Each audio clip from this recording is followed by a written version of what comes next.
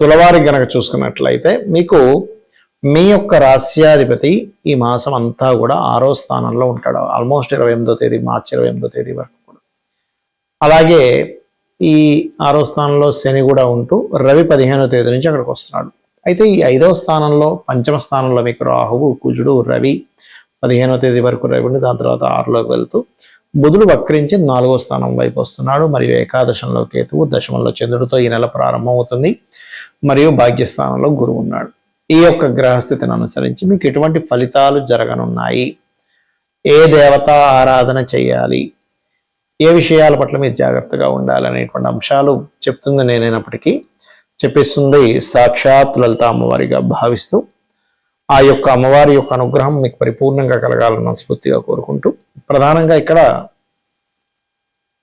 ఈ తులవారికి ఎప్పుడైతే పంచమంలో రాహువు కుజుడు ఉన్నారో ఇది క్రియేటివ్ ఫీల్డ్కి, రాజకీయ నాయకులకి అవకాశాలు వస్తూ కొంత ఫ్రెండ్ అంటే మనం స్నేహితులు అనుకునే వాడితోనే కొంత గొడవ జరుగుతూ ఉంటుంది. అది కూడా ముఖ్యంగా కుటుంబ సభ్యుల మూలంగా కూడా కొంత స్నేహితులతో గొడవలు, లేదా స్నేహితుల వల్ల కుటుంబ సభ్యులతో చిన్న మిస్అండర్స్టాండింగ్స్ రావడం అనేటువంటి జరగనుంది. అయితే 6వ స్థానంలో శని ఉంటూ శుక్రుడు ఎప్పుడైతే చేరాడో ఇది ప్రధానంగా మీరు స్త్రీ మూలకంగా అనవసరం శత్రుత్వాలు పెట్టుకుంటారు అని గుర్తుపెట్టుకోండి. శుక్రుడు షట్ స్థానంలోకి వచ్చి కూర్చున్నాడు. షట్ అంటే 6వ స్థానం.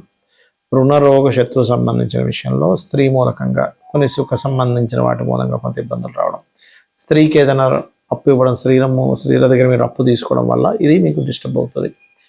అలాగే 6లో ఉండేటువంటి శనిని రవి కంబస్ట్ చేసుకుంటే అస్తంగత్వ దోషంలోకి తీసుకెళ్తున్నాడు. కాబట్టి మీరు 15వ తేదీ తర్వాత నుంచి ఎవరికైనా మనీ మ్యాటర్స్ విషయం, అందులో ముఖ్యంగా అప్పులు తీసుకోవడం, ఇవ్వడం, ఈ విషయాల్లో కాస్త జాగ్రత్తగా ఉండండి. మరియు ప్రేమించిన వారిని వివాహం చేసుకోవాలనేటువంటి ప్రయత్నం అనుకోండి, ఆ యొక్క విషయంలో కొంత మీరు ఇబ్బంది పడేటువంటి ఆస్కారం ఉంది. ఈ మాసంలో కాస్త జాగ్రత్తగా ఉండాలి ఆ యొక్క విషయంలో. మరియు మరొక విషయం ఏంటంటే ఇక్కడ లాంగ్ జర్నీస్ వెళ్ళేటప్పుడు కొంత జాగ్రత్తగా ఉండాలి. మెడికల్ రంగాల్లో ఉండేటువంటి వారికి ఆయుర్వేదం, మెడికల్, కొన్ని ఆర్గానిక్ ఫుడ్స్, ఇటువంటి విషయాల్లో చాలా అనుకూలంగా ఉంది చెప్పాలంటే. మరియు ఈ యొక్క నెలలో మొదటి 2 రోజులు మీ యొక్క జీవిత భాగస్వామికి ఏదైనా ఉద్యోగం కోసం చేసే ప్రయత్నం ఫలిస్తుంది అని కూడా మనం చెప్పొచ్చు మీ జాతకం పరంగా, మీ యొక్క రాశి నుంచి, తుల నుంచి తీసుకుంటే.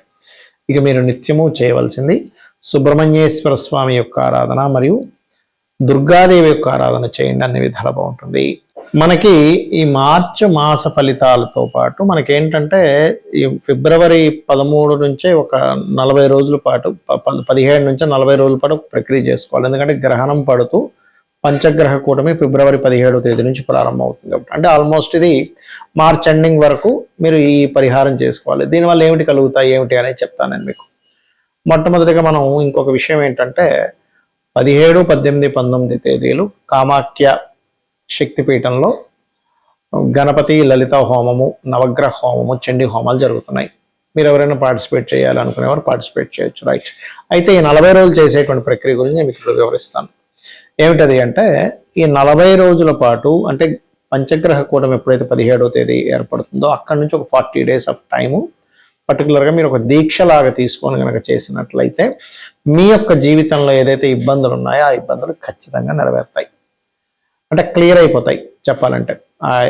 మీరు అనుకున్న సంకల్పం నెరవేరుతుంది, మీ యొక్క ఇబ్బందులన్నీ కూడా క్లియర్ అయిపోవడం జరుగుతూ ఉంటుంది. అయితే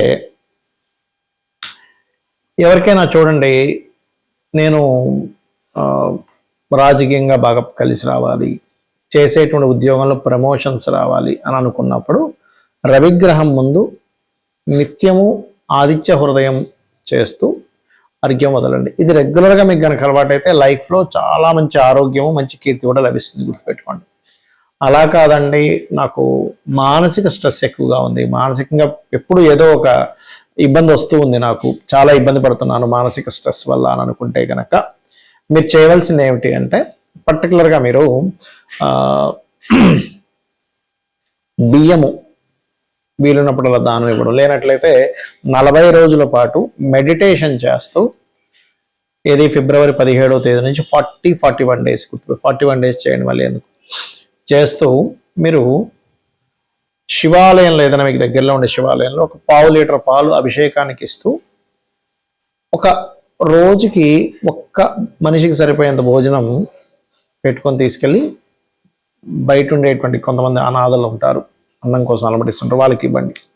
ఇది చంద్ర సంబంధించిన దోషాలను తీసేస్తుంది. దీనివల్ల ఆయుష్ పెరుగుతుంది, మెంటల్లీ డిప్రెస్ ఉండేటువంటివి క్లియర్ అవ్వడం జరుగుతుంది. ఎందుకంటే పంచగ్రహ కూటమి గ్రహణము అమావాస్య రోజు నుంచి ఇది ప్రారంభించినప్పుడు ఖచ్చితంగా అవుతాయి. అయితే ఈ అమావాస్య నాడు మీరు ఏం చేస్తారంటే 17వ తేదీ ఫిబ్రవరి, అంటే మనకు ముందే పడిపోతాయి వీడియోలు, మార్చి ఫలితాలు ముందే పడతాయి కాబట్టి ముందే చెప్తున్నాను. అమావాస్య నాడు ఏంటంటే మీరు స్వయం పాకం ఇవ్వండి, గుర్తుపెట్టుకోండి. అలాగే మరొక విషయం ఏంటంటే కొంతమందికి గొడవలు అవుతూ ఉంటాయి, మాటికి ఏదో గొడవ అవుతూ ఉంటుంది. అలాంటి వారు ఓం స్కందాయ నమః అనే మంత్రాన్ని ఈ 40 days 17వ తేదీ నుంచి 40 days చేయండి, 41 days. అలాగే మరొక విషయం ఏంటంటే ఈ స్కందుణ్ణి చేస్తూ గోశాలకు వెళ్ళి గోవులకి క్యారెట్స్ తినిపించడము, కుంకుమ ఏదైనా అమ్మవారి ఆలయంలో అమ్మవారి కైంకర్యం కోసం వాడుకోవడానికి అన్నట్టుగా ఇవ్వండి, కుంకుమని గుర్తుపెట్టుకోండి. ఇంకా అదేవిధంగా కొంతమందికి వ్యాపారంలో ఇబ్బంది రావడము, లేకపోతే రిలేషన్స్లో ఇబ్బంది రావడము, అదేవిధంగా కొంతమంది పిల్లలకైతే చదువులో ఏదో ఒక డిస్టర్బెన్సెస్ రావడం జరుగుతుంటుంది. అలాంటప్పుడు మీరు ఏం చేస్తారంటే గోవులకి 40 days కూడా గోంగూర తినిపించడము, విష్ణు సహస్రనామాలు 40 days రెగ్యులర్గా వినండి. మీకు చదవడం వస్తే చదవండి, బట్ వినండి. ఇది కనుక చేసినట్లయితే ఖచ్చితంగా మీకు బాగుంటుంది. ఈ 40 days బుధగ్రహం దగ్గర దీపారాధన చేయండి. రవిగ్రహానికి సంబంధించిన ఫస్ట్ చెప్పిందేమో రవిగ్రహం దగ్గర, రెండవది చెప్పిందేమో మానసిక సమస్యలు ఉన్నప్పుడు చంద్రగ్రహం దగ్గర 40 days దీపారాధన, ఈ గొడవలు జరుగుతుండేటువంటి 40 days కుజగ్రహం దగ్గర దీపారాధన, ఇప్పుడు ఇది బుధగ్రహం దగ్గర దీపారాధన. ఇక కొంతమందికి సరైనటువంటి గైడింగ్ దొరకటం లేదు, సరైన గురువు దొరకట్లేదు, లేకపోతే సంతానానికి సంబంధించిన ఇబ్బందులు ఉన్నాయి. అలాంటప్పుడు ఈ 40 days కూడా మీరు ఏం చేస్తారంటే గురుగ్రహం దగ్గర దీపారాధన చేస్తూ గోవులకి అరటికాయలు తినిపిస్తూ ఓం ద్రాం దత్తాత్రేయాయ నమః అనే మంత్రం చేయండి, లేదా జయ గురుదత్త, శ్రీ గురుదత్త కూడా చేసుకోవచ్చు. ఇది గనక చేసినట్లయితే ఖచ్చితంగా మీకు సంతానం కోసం ఇబ్బంది పడేటువంటి వారికి ఆ ఇబ్బంది అనేటువంటి తొలగుతుంది, సంతాన ప్రాప్తి లభిస్తుంది. అలాగే కాస్త మీరు ఏం చేస్తారంటే 40 days వీధి కుక్కలు ఉంటాయి, వాటికి ఏదైనా తినిపిస్తూ ఉండండి. అదేవిధంగా గోవులకి అరటికాయలు తినిపిస్తూ ఉండండి. గంధము కానీ పసుపు కానీ శివాలయంలో శివుని కైంకర్యం కోసం అన్నట్టు ఇవ్వండి, లేదా అమ్మవారి ఆలయంలోనే ఇవ్వచ్చు, నో ప్రాబ్లం. ఇక మరి కొంతమందికి వివాహం అవ్వదు. వివాహం అవ్వనప్పుడు ఈ 17వ తేదీ నుంచి 40 days ఆఫ్ ప్రక్రియ ఏదైతే ఉందో పర్టికులర్గా మీరు వివాహం విషయంలో ఫిబ్రవరి 17th నుంచి అండి, ఎందుకంటే మనం మార్చ్ ఫలితాల్లో చెప్తున్నాను ఎండింగ్లో ఈ విషయం. ఫిబ్రవరి 17 నుంచి 41 days మీరు ఏం చేస్తారంటే ఓం కామేశబద్ధ మాంగళ్య సూత్ర శోభిత కందరాయ నమః అనే మంత్రం చేస్తూ మీరు ఎక్కడైనా ఆలయంలో మనకి జరుగుతూ ఉంటాయి కళ్యాణం, శివుడిది కావచ్చు, రాముడిది కావచ్చు, ఏదైనా ఆ కళ్యాణానికి పార్టిసిపేట్ చేయండి, గుర్తుపెట్టుకోండి. అలాగే మరొక విషయం ఏంటంటే ఇక్కడ మీరు ఈ శుక్ర సంబంధించిన దోషం పోవడం తీపి చపాతీలు అంటారు, ఆ తీపి చపాతీలని గోవులకు తినిపించండి. ఇక అందరికీ భయపడేటువంటిది కర్మకారకుడైన శని, కానీ భయపడాల్సిన పని లేదు. ఆయన పని ఏంటంటే కర్మనిస్తూ ఉంటాడు అంతే. అయితే ఎవరికైనా ఏళ్ళనాటి శని నడుస్తుంది, లేకపోతే శని మహాదశ నడుస్తుంది, సాటర్న్ వల్ల ఇబ్బంది పడుతున్నాం, అనారోగ్య బాధలు, ముఖ్యంగా అనారోగ్య బాధలు ఉండేటువంటి వారి 40 రోజులు గోవుకి బెల్లం తినిపించి ఓం అనాకలిత సాదృశ్య చుబుక శ్రీ విరాజితాయ నమః అని చెప్పి చేసుకున్నట్లయితే శని యొక్క ప్రభావం మీకు కొంతవరకు వెసులుబాటు కలిగిస్తుంది. మరియు దీంతో పాటు మీరు ఓం సర్వవ్యాధి ప్రశమని సర్వమృత్యు నివారిణి అగ్రగణ్య అచింత్య రూప కలికల్మషనాశిని నమః చేసుకోండి.